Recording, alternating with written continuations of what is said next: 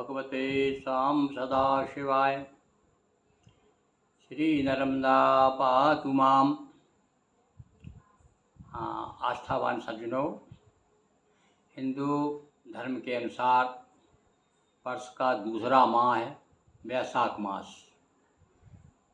अंग्रेजी का कुछ ऐसा प्रभाव रहा, विगत शासन की कुछ ऐसी मेहरबानी रही कि हम लोग हमारे भारतीय महीनों के ही नाम भूल गए। हम बच्चों से पूछते हैं, हमें दुख होता है कि हमारे ही बच्चों से हम पूछते हैं कि अच्छा बेटा आज बताओ कौन सा महीना है। तो जनवरी फरवरी तो बता देंगे वो, पर उनसे पूछो कि भैया ये चैत्र कब आता है, वैशाख कब आता है, 12 महीना के नाम बताओ, तो पूरे भैया 12 महीना के नाम नहीं बता पाएंगे। पर अब समय आ गया है, थोड़ा सा हम लोग जाग रहे हैं। तो लीजिए, दूसरा मास जो है वैशाख मास आ रहा है।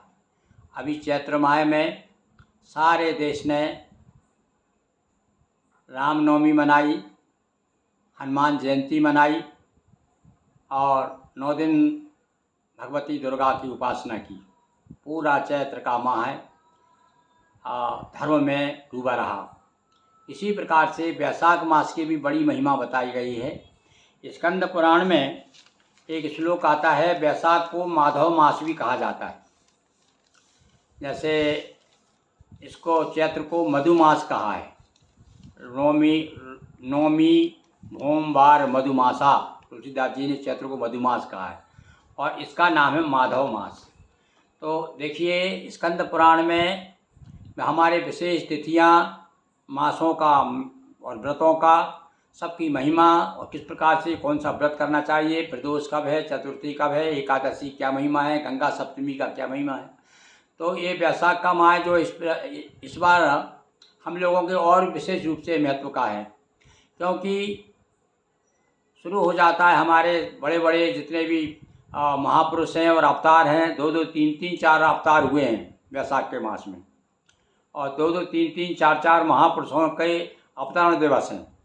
तो देखिए, अब मैं आपको पहले तो बता देता हूँ श्लोक जो स्कंद पुराण में एक श्लोक आया है, इसकी महिमा में बताया है, लिखिया कि नाम माधव समो मासो ना कृतेन युगे सप्तमा। कृतेन युगो यानी त्रेता युग का भी प्रारंभ माना जाता है भैया, इसी महीने में त्रेता युग का। कृतयुग भी माना जाता, कृतयुग कहते हैं इसे। और लिखा है यानी मासों में वैशाखा, युगों में सतयुगम, शास्त्रों में है वेद और तीर्थों में सबसे श्रेष्ठ कहा गया है। अब इसमें देखिए, सबसे पहले तो अपन लोग सब इंतजार कर रहे हैं, जितने भी आस्थावान सज्जन हैं देख रहे हैं भैया कब आ जाए परशुराम जयंती, शंकराचार्य जयंती, परशुराम जयंती, शंकराचार्य जयंती। अब कुछ लोग कहते हैं भाई जयंती ना क्या करके ये हमारे जो है ये जयंती शब्द जो है मनुष्यों के लिए है, हमें अवतरण दिवस कहना चाहिए, प्रकट उत्सव। तो चलिए किसी भी तरह से हम याद करें तो परशुराम प्रकट उत्सव कब है, 30 अप्रैल को। उसके बाद चला ठीक तृतीया को, अक्षय तृतीया भी उसी दिन है, त्रेता युग का शुरुआत है उस दिन भाई, अक्षय तृतीया को। उसका भी बड़ा महत्व है, उसके लिए हम अलग से आपको अक्षय तृतीया की कथा सुनाएंगे। और उसके बाद आता है क्या, शंकराचार्य जयंती। जगत गुरु शंकराचार्य को कौन नहीं जानता, उनका अवतरण दिवस है। कौन सा, वैशाख शुक्ल पंचमी, उसका हो गया। उसके बाद पे लगाया आ गया रामानुजाचार्य। एक से एक बड़े बड़े जगत गुरु हुए हमारे यहाँ, वैष्णव संप्रदाय के जो बड़े महापुरुष, श्रेष्ठ महापुरुष हैं, अवतारी पुरुष हैं, वो है रामानुजाचार्य, शंकराचार्य, रामानुजाचार्य, वल्लभाचार्य। ये एक से एक आचार्य हुए हमारे यहाँ पर। तो पहले हमने क्या मनाया, 30 तारीख को परशुराम जयंती यानी अक्षय तृतीया, फिर आ गई पंचमी शंकराचार्य जयंती, और उसके बाद में फिर आ जाए गंगा सप्तमी, 4 तारीख को गंगा सप्तमी।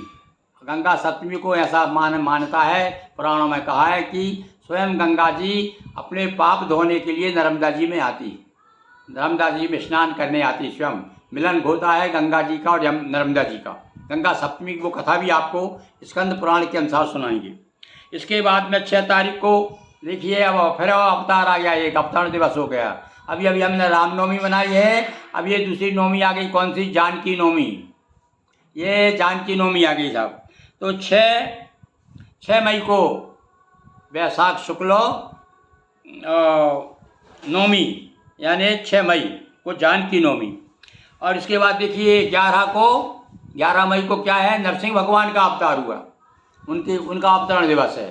तो देखिए भगवान परशुराम, भगवान नरसिंह, भगवती जानकी, ये इनका। इसके बाद में अब देखिए 12 तारीख जो पूर्णिमा आ रही है, तो पूर्णिमा को भी गोरखनाथ जी का जयंती है। अब देखिए कितने महापुरुषों का आपने नाम बताया, आपको ध्यान रखिए। इस माह हमको सबको स्मरण करना है भाई, ये सबसे प्रेरणा लेना है। इस देश को सबकी कृपा हो जाएगी तो ये देश खुशहाली से भरपूर हो जाएगा, चारों तरफ जय जयकार होगी। तो चलिए सबसे पहले हम मनाएंगे परशुराम जी को, उसके बाद शंकराचार्य जी को, फिर रामानुजाचार्य जी को, फिर जानकी जी को, फिर गंगा सप्तमी, इधर तो आपको आ जाएगा फिर अपना गोरखनाथ जी। तो देखिए इतने त्यौहार। इसके बाद में इसी महीना में 2 धर्म आए, वो तो आती है, 2 चतुर्थी, 2 एकादशी, 2 प्रदोष, अमावस, पूर्णिमा। तो इस प्रकार से 1 2 3 4 5 तो ये हो गए, और ये 4 5 6 आपको हमने तो इस माह की हमने चर्चा कर दी। फिर से आप एक बार सुन लें कि कौन कौन से तिथि को क्या है। हाँ, एक और बताइए, 12 तारीख को भृगु जयंती भी है, यानी महर्षि भृगु का जन्म है, जो महेश भृगु जिन्होंने भृगु संहिता लिखी है, जो भृगुमारी लात, जो सभी जानते हैं भृगु ऋषि के बारे में, उनकी जयंती है भाई। तो अब देखिए हमने कैसा छाँट छाँट के आपके लिए कितनी चीज़ें बातें बता दी है।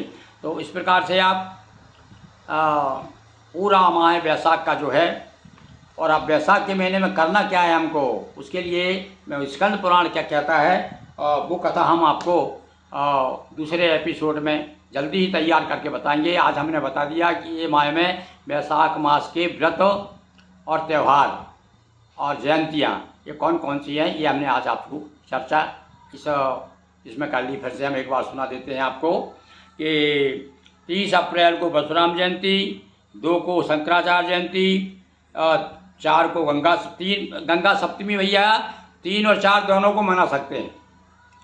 3 को क्योंकि 12 बजे से लेकर के 3 तारीख को 12 बजे से सप्तमी लग गई, तो 4 तारीख को 12 बजे तक रहेगी। तो आप 3 को भी मना सकते हैं, क्योंकि देखिए पंचांग वालों ने क्या किया है, पीछे भाग में तो 4 लिख दिया है, और इधर जो है अंदर लिखा 3 लिखा है। तो मतलब कहने का क्या हुआ कि आप दोनों दिन मना सकते हैं गंगा सप्तमी।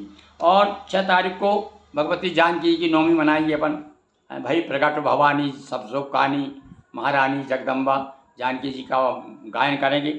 और इसके बाद नरसिंह जयंती 11 तारीख को, भगवान नरसिंह को, नरसिंह पुराण भी हमारे पास में, उससे हम नरसिंह भगवान की कथा सुनाएंगे आपको 11 तारीख को। और 12 तारीख को गोरखनाथ जी। इस प्रकार से ये महीने में 1 2 3 4 5 6 तो मतलब कहना चाहिए कि महापुरुषों के अवतरण दिवस हैं। और इसके बाद में फिर गणेश चतुर्थी भी है, 2 एकादशी है और प्रदोष है। इन सबकी कथाएं हम आपको पूरा महीना भर आज हम आपको बिल्कुल धार्मिक वातावरण में ले चलने के लिए कटिबद्ध हैं। तो बोलिए मेरे साथ में, बोलिए ओम नमः शिवाय, ओम नमो भगवते श्याम सदा शिवाय, नर्मदा श्री नर्मदा पातु माम, हर हर महादेव शंभो।